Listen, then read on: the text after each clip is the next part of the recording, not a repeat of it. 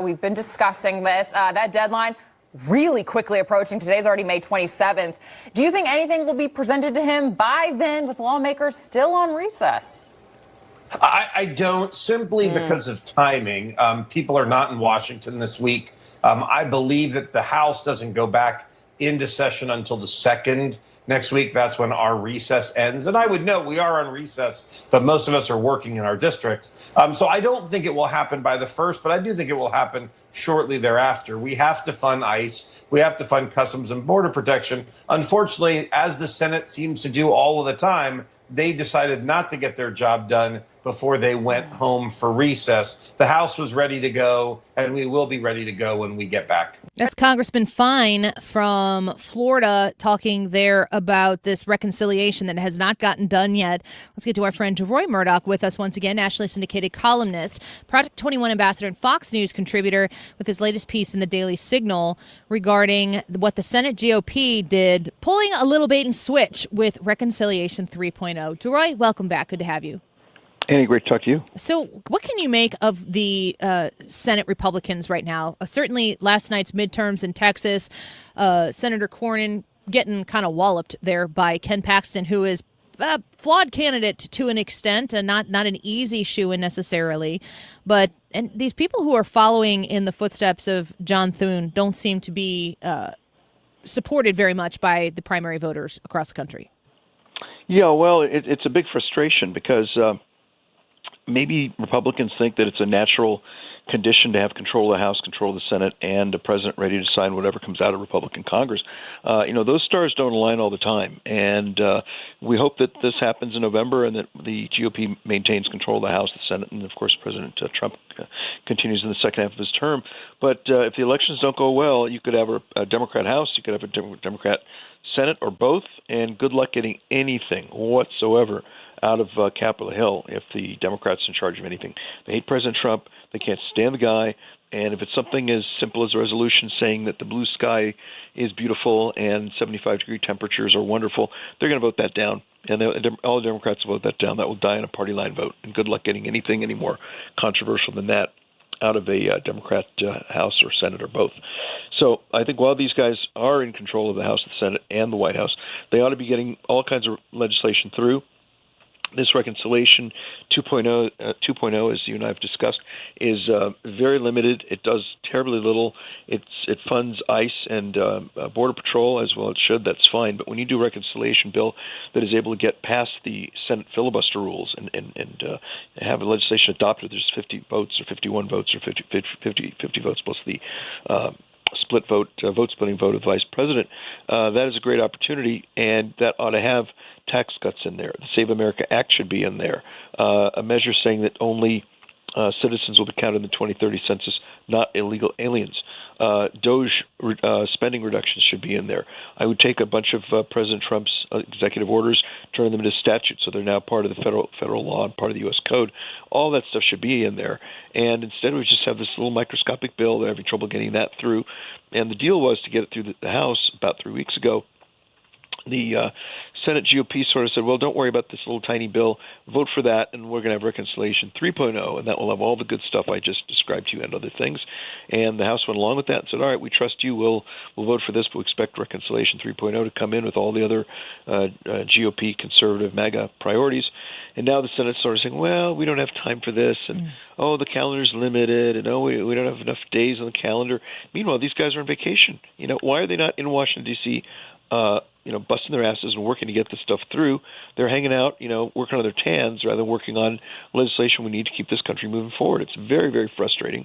And my fear is that a lot of very, very demoralized, frustrated GOP voters are going to stay home in November, and the Democrat takeover will become basically a self-fulfilling prophecy and basically payback for a GOP Congress, and particularly for a GOP Senate, that is not working anywhere as hard as they should deliver on President Trump's agenda. What is it about Senator Thune and some of these people who are just reticent to get behind the America First agenda, trying to work really hard to get as much done while they have the House, while President Trump is there, who really is creating a very large and strong vision, something that gosh, I certainly didn't see it during the Biden years, but I don't know if I've seen such a clear-eyed goal set forth by a leader of a party where, you do, yes, I understand that there might be some compromise involved one way or the other, but that's the way the sausage is made in Washington, D.C.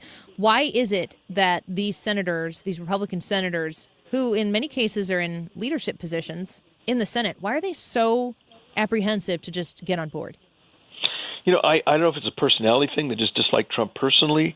That may be part of it. I think a big part of it is this generalized fear. I think the underlying kind of default emotion for Republican members of Congress, especially Republican senators, is just they're scared. They're scared of something. They're scared of the shadows, scared of the boogeyman. They're scared of the Loch Ness Monster. I'm not sure what they're scared of. They always seem scared, like, oh, my God, something terrible is going to happen. Like, oh, if we actually deliver on the agenda which we ran, someone might get angry at us. Well, yeah, they're called Democrats, and you beat them in the last election. So you're in control. You deliver on that agenda. That's why we put you there. And yet they always feel like, oh, the New York Times might wite a nasty editorial. Oh, that'd be the end of the world. Well, guess what? If they write a nasty editorial about you, that means you're doing your jobs. That means congratulations. That's just a Tuesday. Yeah, it's going to happen anyway. Yeah.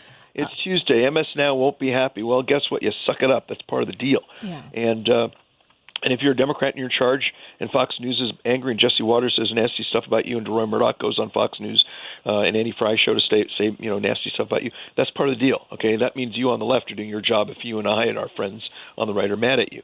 So these guys just have got to get over their thin skins or their nervousness or jumpiness and lead as the Democrats do when they're in charge. I mean, I don't like it when they are in charge, but when they're there, they push through something like Obamacare. They push through something like the Inflation Reduction Act. They push through something like the Green New Deal, which was basically morphed into Inflation Reduction Act, and they got most of that stuff through. I don't like it, but boy, when they're in charge, they do their jobs and they deliver on their agenda.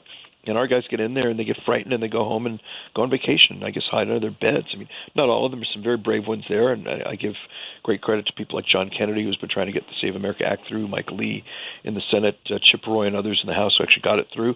So they're not all that weak, but there are enough weaklings there that things don't happen. And someone like John Thune will say, oh, there are just not enough votes for the Save America Act. Excuse me, that's your job. Your job is to get those votes. And either you sit down with Lisa Murkowski and Tom Tillis and Mitch McConnell. I understand Susan Collins is from a very unusual state that's very Democrat, and they do keep reelecting her, so maybe give her a long leash. But certainly sit down with the other three, and you cajole them, you make them happy, make them smile, or you scare them, or you scream and yell at them. Either you're a nice, warm, loving coach or a mean, nasty coach, whatever it is, and you get them on board. I mean, if Nancy Pelosi, what John Thune needs to do is probably get a 1 pint infusion of Nancy Pelosi's blood.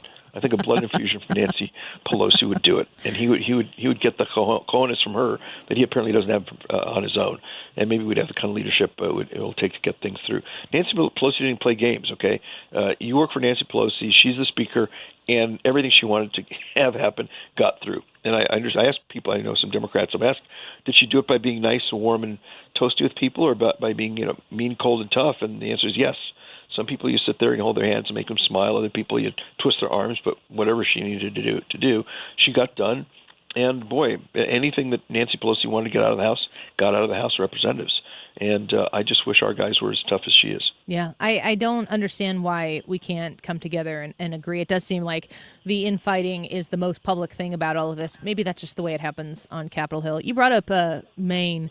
I'm just curious, the things that the ignorant, uninformed crazies on the left generally accuse anybody who is right. I always think about Hakeem Jeffries. He keeps using the phrase MAGA extremist. And I'd really love for Hakeem Jeffries to answer the question, can you please explain for me the difference between somebody who is MAGA and somebody who is a MAGA extremist? Because I don't think he thinks that there is a difference there. But meanwhile, they're calling all of these Republican people Nazis, fascists, people who want to end democracy. And I'm looking at Graham Plattner in Maine.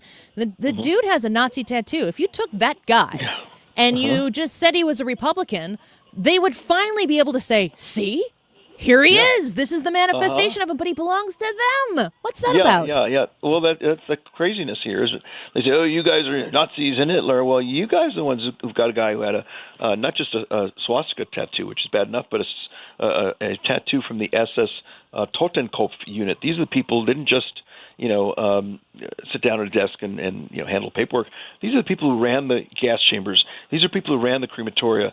These are people who accepted trains full of Jews and Poles and gypsies and gay people and took them off the trains and put them into gas chambers and then cremated them, and their ashes went up the chimneys. Okay, that's what the Totenkopf unit did, and that is the symbol that Graham Plattner, who's running for U.S. Senate in Maine as a Democrat, had on his chest until it became a problem. Then he morphed it into what looks like a dragon or something else. There's nobody I'm aware of running for office as a Republican now with any kind of a Nazi tattoo. And then I hear people like, again, Hakeem Jeffries and all the rest of them say, the Save America Act, or I should say, rather, the Calais decision. Oh, it's Jim Crow 2.0. It's the Confederacy and on and on. Excuse me, those are not Republicans who do those things. That was the Democrat Party. The Confederacy was a bunch of Democrats who decided they wanted to break away from the Union and form their own slave state. They were defeated in the Civil War by none other than the first Republican president, Abraham Lincoln. He also signed the Emancipation Proclamation Act to set the slaves free.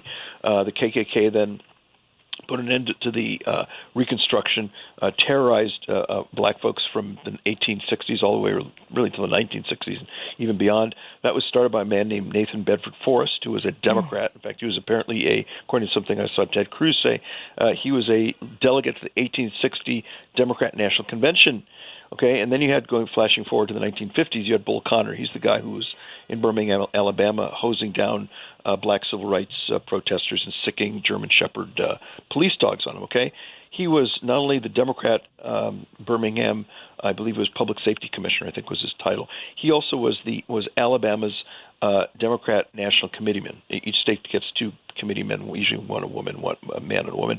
He was the man who represented the state of Alabama in the Democrat National Committee in the 1950s and 60s. Okay, so these are Democrats who ran Jim Crow. These are Democrats who ran slavery. These are Democrats who ran the Confederacy. These are Democrats who ran the KKK. So anytime the Democrats scream about this stuff, they should look in their mirror and say, "Excuse me, these are members of my party, not members of the Republican Party." So every time they yell at us about it, I just say, you know what? Go ahead and attack members of your own party, because you guys are the ones who ran that. The Republican Party is the party that tried to stop all that stuff from happening. Yeah, it's just history, and it just needs to be talked about. Jory, I'm so glad that you come and talk to us each week about it. It's great to have you back with us, and I encourage people to check out this piece that you have in the Daily Signal. It's a good write. Good job. Very good. Thank you. All right. We'll talk to you soon. To you. Take care. Talk Bye-bye. to you soon. Thanks. Bye-bye.